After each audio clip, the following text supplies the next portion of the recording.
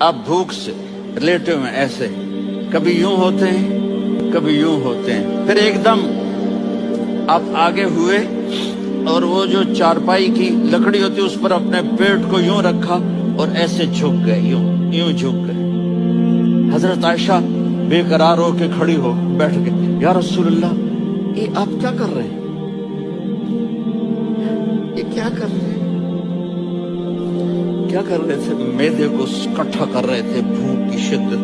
फरमाया आयशा भूख बड़ी लगी, आयशा भूख बड़ी, जिसके लिए कायनात बनाई आयशा भूख बड़ी लगी। हज़रत आयशा रोने लगी, या रसूल अल्लाह आप यूं हाथ उठाएंगे और आपके लिए सब कुछ आ जाएगा, आप मानते क्यों? कहा आयशा मुझसे पहले मेरे भाई अंबिया